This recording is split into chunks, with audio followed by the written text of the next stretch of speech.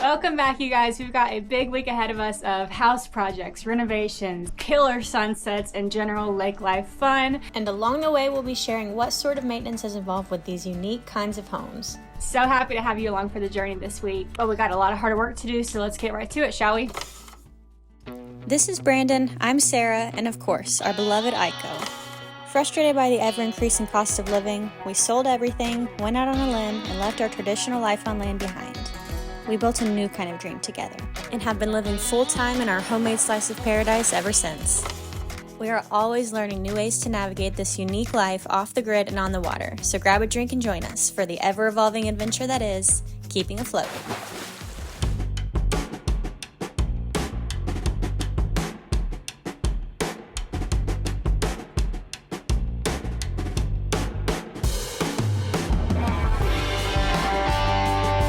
Alright, so I'm here at the house that you guys have probably seen me do a lot of work at. I've stained these docks a couple times. I painted the house. Brandon has helped with the anchoring. They've had it refloated. So this is kind of like a slow, long-term renovation. They're just doing kind of one project at a time as they can. But anyways, this week I'm here to stain the docks again. Here on the floating cabins, we would say it's probably best to do this at least once a year. The wood sitting in the sun, getting wet, just being out in the elements. You probably need to do this slightly more often than you would for a normal deck at your house. So once a year is usually good, and I think I did stain this last year. It might have been 2 years ago, so it is time. And while we're on the subject of regular maintenance, let's talk floatation real quick. I mentioned this house had been recently refloated. That wasn't because the floats were losing their buoyancy, but rather to get the house up to code according to new regulations passed in 2016 that outlawed unencapsulated styrofoam flotation.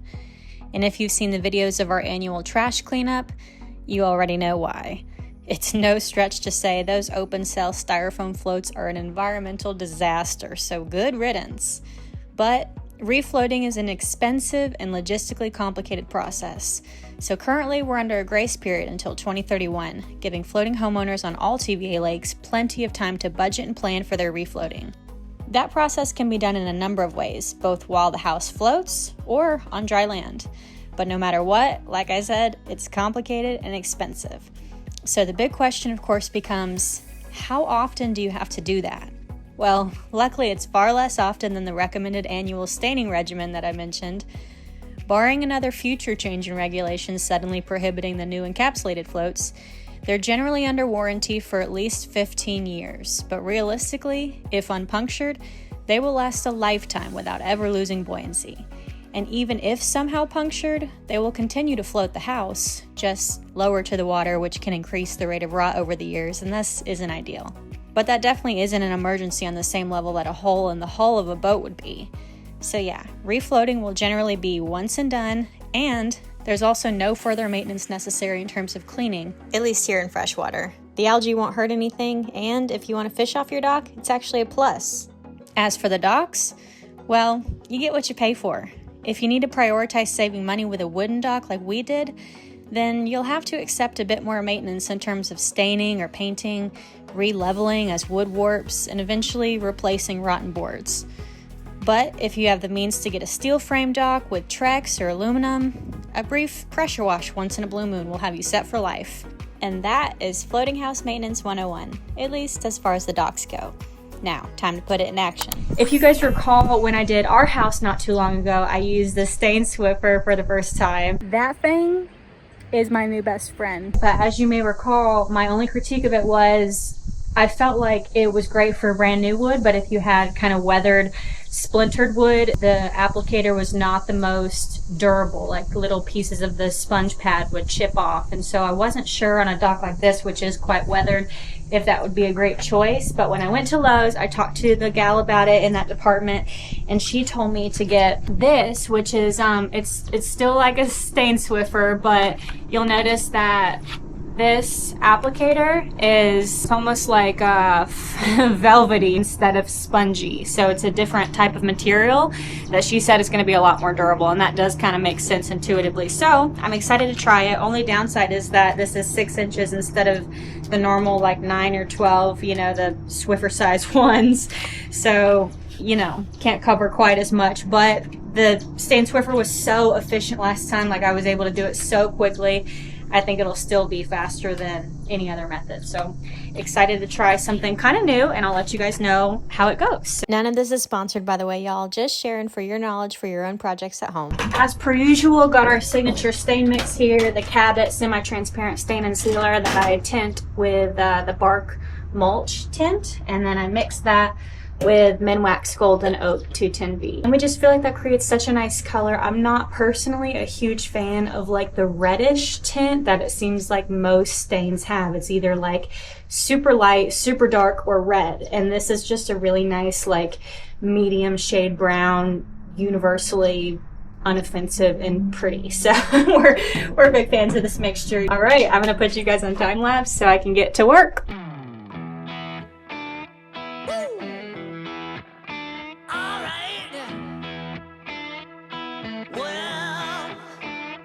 I've been down so long that my mind can't get no rest. No, no. I've been down so long that my mind can't get no rest. No, no. This ain't easy, darling, 'cause the devil's on my trail. I've been running so long that my feet don't work no more. Oh yeah. I've been running so long that my feet don't work no more. Oh no.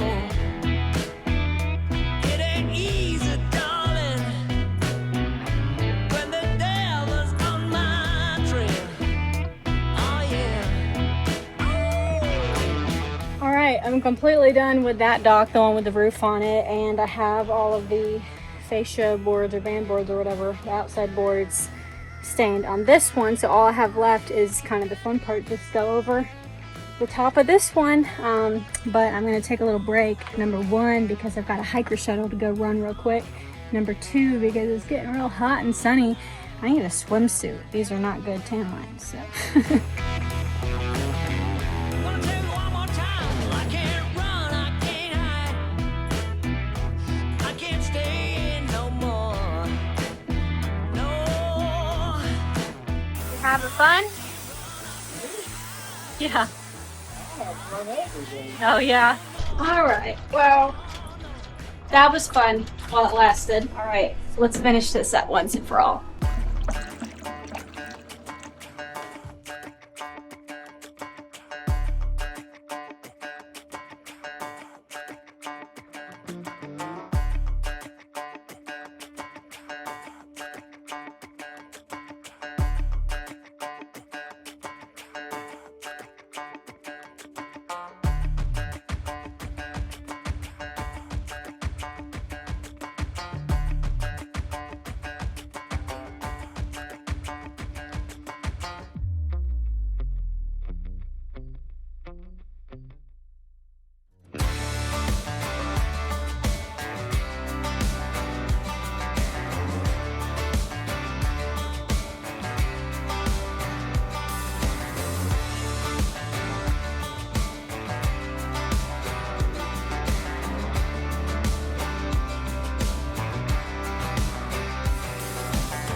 What do you think? Better? Oh yeah. Phew, time to call it a day. 2 thumbs up for the 6-inch stain applicator, by the way. Loved how it fit each individual deck board, especially on an old deck where they aren't always even with one another. Anyways, after both mine and Brandon's hard work all day, we were treated to perhaps the most beautiful sunset of the whole summer while having dinner with our neighbors that evening. That is nuts, you guys. Look, there's our house. This is where we live.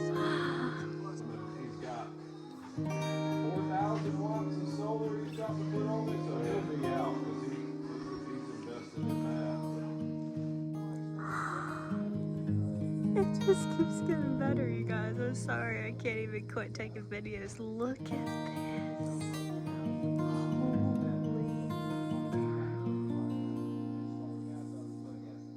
Sky is on fire.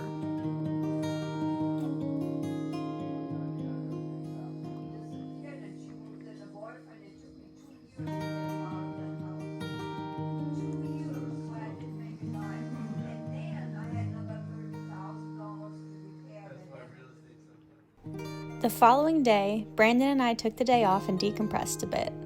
We started the day off with a morning pedal on our tandem kayak.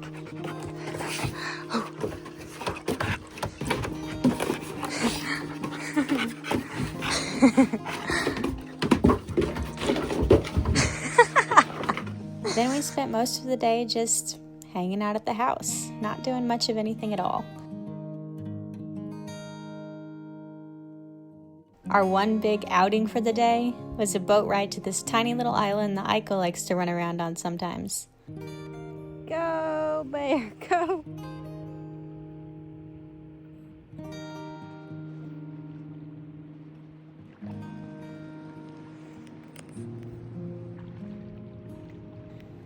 Oh, and my mom had given me some unripened tomatoes from her garden, so I made fried green tomatoes for the first time ever. Might have to do a why not on that one. So good. Now, in the meantime, while we took our day off, our buddy Lenny tapped in over at the garage door cabin that we've been working on renovating for a fellow floating homeowner. Guess who's back? Back again. Lenny's back. Tell your friends. What's up, Lenny? Hey. Is that a ponytail? You grew your hair out? Yeah. Oh, man. I'm sure everybody remembers Lenny. Our number one guy, the most hardworking, reliable, diligent guy we know. And he's single, ladies. Pretty sure, right? All right, I will leave you to it, Lenny. Thank you. Appreciate it. So far, we've shared the process of transporting and subsequently re-leveling this janky house, plus the additions of proper plumbing, gas, and electric. So now, with all that non-glamorous stuff done, it's time to start the aesthetic portion of the reno, if you will. Lenny began work on the covered front porch, tearing up all the semi-rotten and super warped deck boards, joists, and band boards. We also ditched the puny little columns. In my opinion, one of the easiest and cheapest ways to up the curb appeal of any house with a covered porch is to beef up the columns. But before we do that, we got to get this schlumped porch roof straightened out. Never. Alright, Lenny's got the LVLs in across the top. Took these out. Deck boards are on. Got a fat sack here. We're pushing this down to level this out. To get these columns secured, we're going to put the columns back in. So it's coming along. In the meantime, we had some work to do at our own house. Or I guess I should say Brandon did. All right, guys, I'm leaving you in Brandon's hands for the next couple days. Both my sisters are in town, which, you know, they live elsewhere, so I was going to try and spend quality time with them when they are in town. And so I'm going to go over to my mom's and hang out with them for a couple days and just get some family time in, which I'm really excited about. But Brandon's going to hold down the fort here so we don't have to, you know, do anything with Aiko. And then also he's going to keep getting some work done on our bath swap out progress. So excited to see what happens while I'm gone. But yeah, hopefully he remembers to take some videos for you guys. We'll see. Enjoy.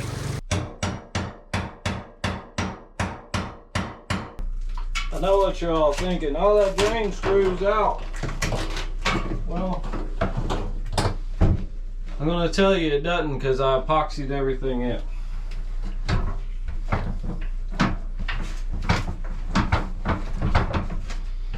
So, my idea was to cut a hole, but apparently I need a longer bit.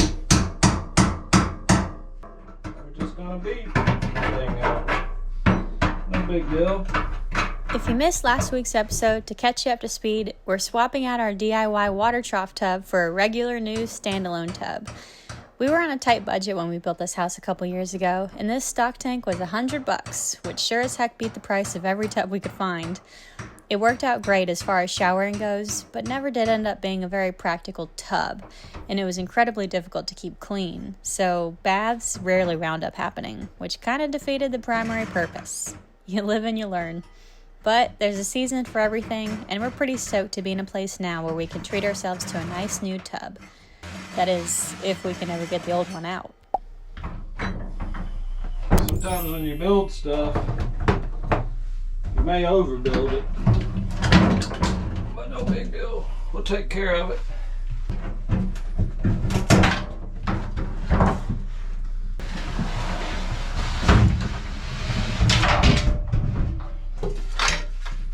There's that sock you're always looking for. That's nasty back there.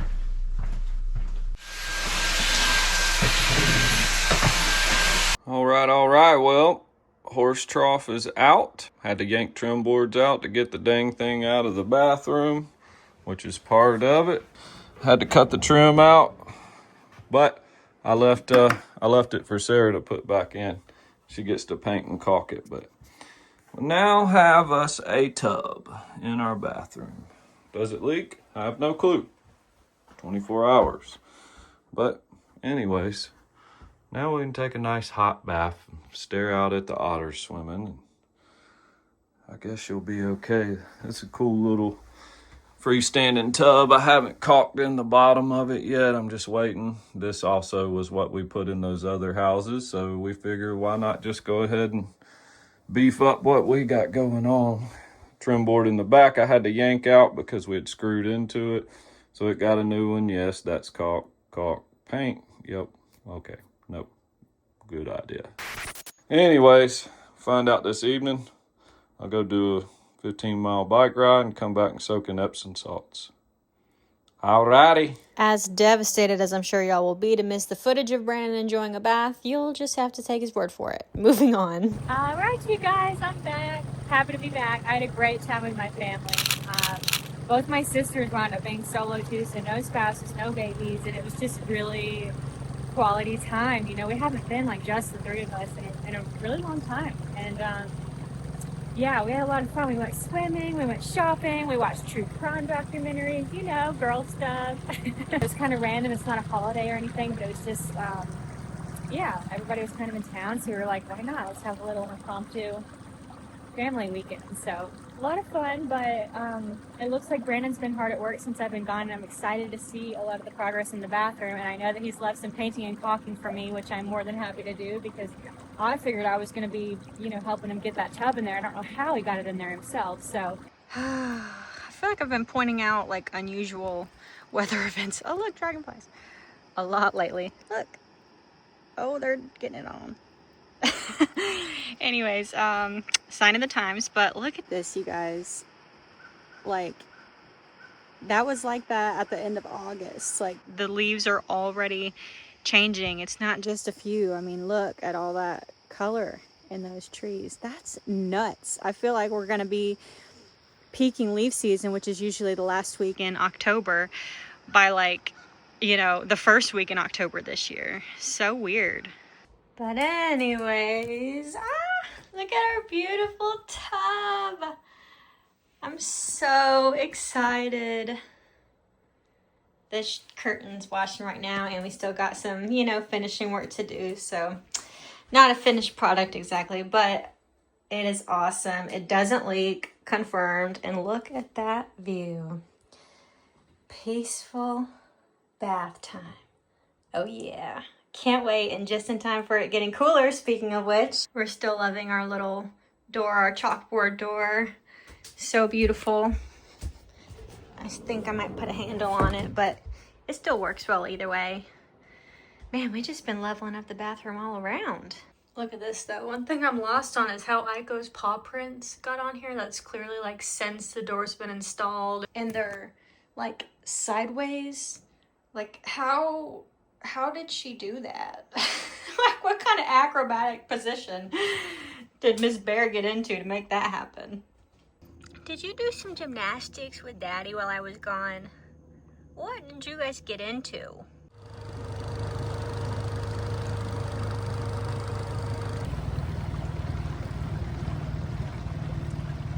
Alright guys, so got a good 4 days of work in on the house and made some great progress on getting the bones back right before we go and put the new in it. We took all of this front deck off and put all new joists in here. Took the headers out that was making this roof all bowed. Put some Beefy. they're 2x10. Those look like LVLs. Yeah, they're LVLs. 2x10 LVLs going across, and then cut these little joists out they had here and put 2x10s doubled up.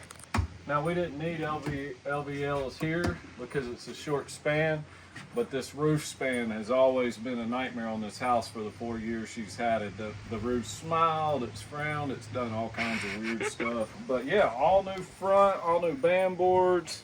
Band boards went all the way around the house now. So this, if you remember, this wood where it met was like crown right here, and it went up and down. So we got this all flattened out, like totally super nice. Lenny did an amazing job on this. But yeah, now it's got the beefy columns.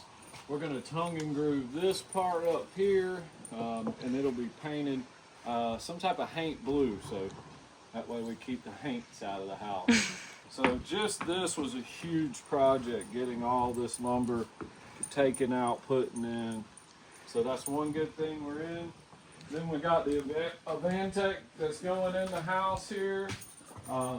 Got most of it in. We got some transitional stuff we're doing in this area for the garage door to shut. Next week Lenny's off, so we'll be doing some solar install on the house, getting a little battery box stuff ready, and really just getting this thing ready to put the pretty on. And once we start throwing the pretty in, it's not going to be a long process.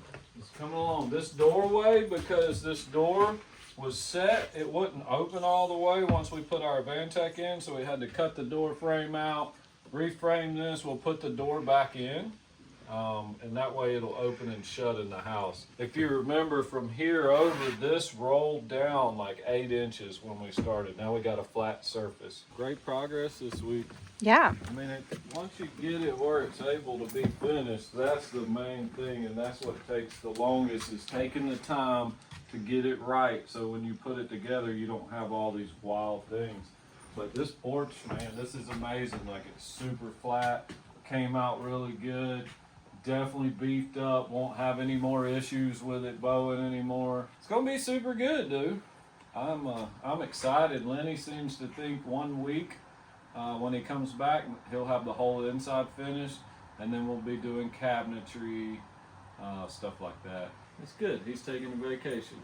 I'm glad. Maybe we'll get one day too. Speaking of which, we're looking maybe at like going to Costa Rica this winter. So if anybody has any hot tips on like best place, don't miss this, something like that, let us know. We've never been. Early stages of planning, so we're open to anything. All right, guys, that's it for this week. Thanks for joining us, and we'll see you same time, same place next week. Did you just bite my butt? Did you just bite my butt? I saw that.